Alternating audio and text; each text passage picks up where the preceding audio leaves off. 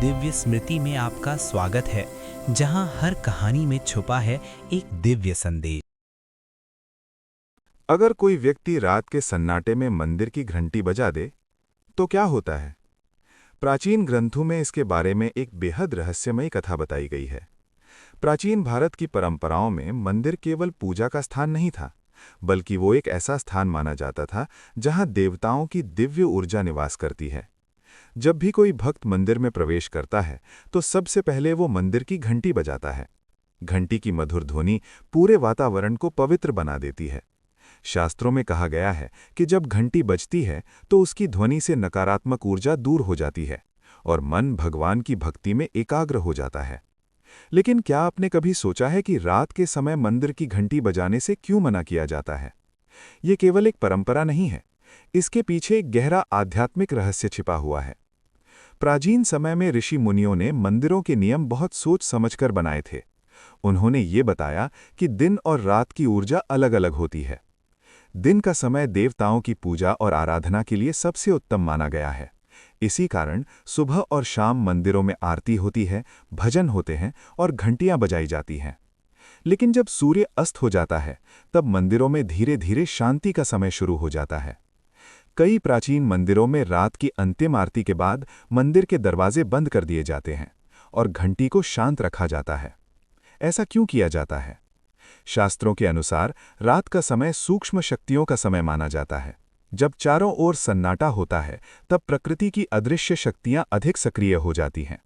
इसी कारण प्राचीन संतों ने कुछ नियम बनाए ताकि मंदिर की पवित्रता बनी रहे। कहा जाता है कि मंदिर की घंटी केवल देवताओं को आमंत्रित करने का संकेत नहीं है, बल्कि उसकी ध्वनि दूर दूर तक फैलती है और सूक्ष्म जगत को भी प्रभावित करती है। अगर रात के सन्नाटे में घंटी बजाई जाए तो उसकी ध्वनि केवल देवताओं तक ही नहीं, बल्कि अन्य सूक्ष्म शक्तियों तक भी पहुंच सकती है।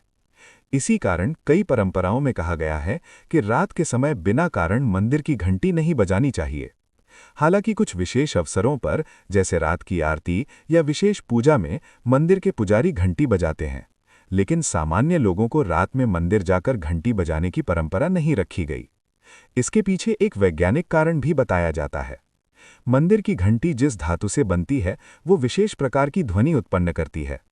उस ध्वनि की कंपन हमारे मस्तिष्क और मन पर गहरा प्रभाव डालती है। दिन के समय ये ध्वनि मन को शांत और एकाग्र करती है, लेकिन रात के गहरे सन्नाटे में ये ध्वनि बहुत तेज महसूस होती है। इसीलिए प्राचीन परंपराओं ने मंदिरों में एक नियम बनाया: घंटी केवल पूजा के समय ही बजाई जाए। भारत के कई पुराने मंदिरों में आज भी ये परंपरा निभाई जाती है। रात की अंतिम आरती के बाद मंदिर के दरवाजे बंद कर दिए जाते हैं और घंटी को शांत रखा जाता है। इस परंपरा के पीछे एक और सुंदर भावना भी छिपी है।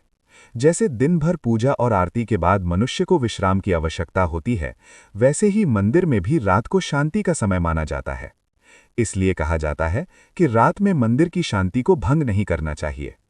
तो अगली बार जब आप मंदिर जाएं और मंदिर की घंटी बजाएं, तो याद रखें कि वो केवल एक आवाज नहीं है, वो भगवान को श्रद्धा से बुलाने का एक पवित्र संकेत है।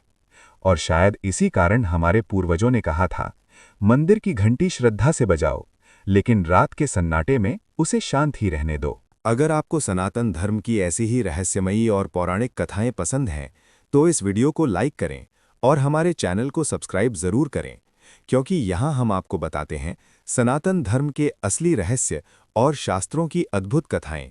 धन्यवाद। हर हर महादेव।